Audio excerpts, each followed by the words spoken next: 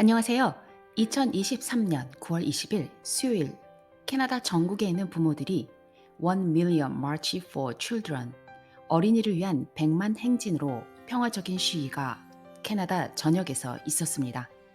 이는 캐나다 학교 시스템의 성적 지향과 성 정체성, 소지 커리큘럼에 관한 부모들의 반대 시위였습니다. 부모 단체는 불필요한 성 이데올로기에 맞서 캐나다 아동의 권리를 보호하고 안전한 환경에서 아동의 성장과 양질의 교육을 통해 아이들의 올바른 성장을 지지합니다. 우리 아이들이 편견과 세뇌가 없는 건강한 학교 시스템에서 학습할 수 있도록 싸우고 있으며 부모들은 정부와 학교 시스템이 성적으로 노골적인 콘텐츠와 성적 이데올로기가 교실에서 배포되는 것을 허용하는 것을 거부하는 운동입니다. 아이들의 도덕과 양육에 대한 책임은 정치인이 아니라 부모에게 있습니다. 그렇기 때문에 부모들은 목소리 높여 말합니다. 이번에는 캐나다 학교 시스템의 소지에 대해서 알아보겠습니다. 소지는 Sexual Orientations and Gender Identities의 약자며 성적 지향과 성 정체성을 뜻합니다. 소지를 명시적으로 언급하는 정책 및 절차는 모든 학생의 차별, 자살 생각 및 자살 시도를 줄이는 것으로 입증되었다고 하면서 캐나다 전역의 학교의 커리큘럼으로 진행을 하고 있습니다. 그럼 이번엔 학교에서 말하는 소지 커리큘럼을 만든 이유를 살펴보면 모든 학생들은 학교에서 안전하고 환영받는다는 느낌을 받을 자격이 있습니다. 소지 교육은 모든 학생들이 서로 다른 학생들을 어떻게 식별하는지 더 잘 이해할 수 있도록 함으로써 성적이고 다양한 학생들과 가족들이 학교에서 안전함을 느낄 수 있도록 하기 위한 것입니다. 소지 교육을 지원하는 학교의 노력은 부모 시위대가 묘사하는 것과 다르다고 말합니다. 과연 학교 측에서 말하는 것이 맞는 것인지 알아볼까요? 인간의 성적 주제에 대한 알림을 받고 거부할 수 있는 부모의 법적 권리가 무엇인지 예로 알버타주 교육법을 기준으로 살펴보겠습니다. 알버타 교육법 섹션 58.1에 다음과 같이 명시되어 있습니다.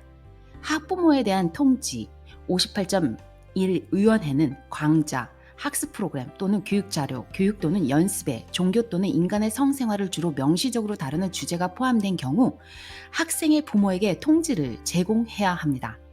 먼저 인간의 성과 종교에 관한 주제에 관해서는 부모가 통지를 받을 법적 권리의 한계를 이해하는 것이 아주 중요합니다.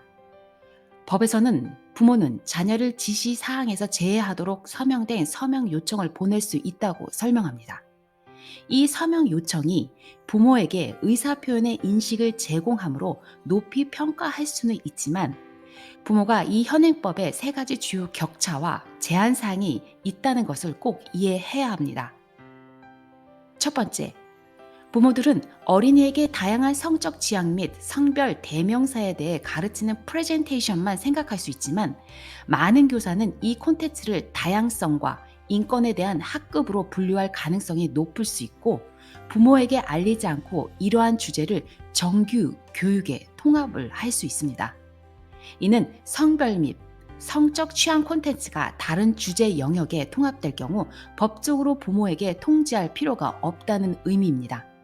예로 들면 언어 작문 수업에 아이들에게 이야기를 읽어줄 수 있으며 이를 부모에게 통보해야 할 법적 요구사항이 없다는 것을 의미합니다. 두 번째, 학교는 부모에게 통지할 법적 책임이 있지만 부모의 동의를 받아야 한다는 요구사항은 없습니다. 이는 집으로 종이 쪽지를 보내거나 홈페이지에 공지를 게시하는 경우 법적 책임을 다한 것입니다. 만약 우리 아이가 통지서를 부모에게 전달하지 않았거나 부모가 홈페이지에서 공지사항을 보지 못했다면 이는 부모가 동의한 것으로 간주됩니다. 세 번째, 법은 구체적으로 학부모 통지를 광자, 학습 프로그램, 교육 자료로 제한합니다. 그러나 성적 또는 성별에 관한 주제는 일반적인 교실 수업 시간 외에 유치원부터 12학년 고등학생에게 제시될 수 있으며 쉬는 시간, 점심시간 등 비수업 시간의 일부로 제공되기도 합니다. 지금까지 살펴본 결과로 부모에게 통지하는 법적 요구사항이 없이 유치원생부터 12학년 고등학생에게 성적, 및 성별 콘텐츠를 제공하는 것을 허용하는 통지 및 거부 법안에는 부모들에게 함정이 있습니다. 그래서 90% 이상의 부모들이 지금 1 million March for Children인 어린이를 위한 100만 행진을 진행하고 있습니다. 교육부와 학교와 교사는 우리 아이들에게 영어, 수학, 과학, 역사 등의 지식과 규칙과 인성을 가르쳐주는 곳이어야 합니다. 각 학년을 마칠 때까지 수업을 진행해야 합니다. 학교 교육은 소수의 성적 취향과 성 전체성이 우선이 아닙니다. 소수에 필요한 아이들에게 더 안전한 시스템을 만들고 부모와 자녀의 유대관계를 기본으로 해결해 나가야 할 문제입니다. 다수의 아이들에게 맞는 교육이 먼저 우선시 되어야 합니다. 현재 캐나다에서 우리 아이들은 새 학기가 시작하면 학교에서는 학생 본인의 다른 이름과 성별과 대명사, 프로나운스를 작성하게 하고 있습니다. 기본적으로 우리 아이들은 젠더인 성별로 남성, male, 여성, female로 알고 있습니다. 거기에 대명사인 he, him, she, her, they, them, it, its 등등 프로나운스를 선택해야 합니다. 재탈과 클리닉을 방문하는 학생들에게 어떻게 생각하는지 물어보았습니다. 현재 아이들은 그래도 게이나 레즈비언이나 양성애자들의 존재를 인정하고 받아들이면서 그들의 존재와 함께 학교 생활을 잘하고 있습니다. 하지만 그 이상은 이해하지 못하고 있습니다. 아이들마저 세상이 미쳐가고 있다고 말합니다. 현재 캐나다 학교에서는 성소수자들이 사용할 수 있는 화장실이 있습니다. 학교가 진정 성소수자 아이들의 인권을 지키고 보호하고 싶다면 먼저 학교 성소수자들의 화장실에서 어떤 일이 벌어지는지 관리와 감독이 우선시 되어야 한다고 생각합니다. 작년에 미국에서는 미성년자가 성별을 바꾸고 싶을 때 부모의 동의 없이 성호르몬제를 투여할 수 있도록 허가해주는 곳이 있었습니다.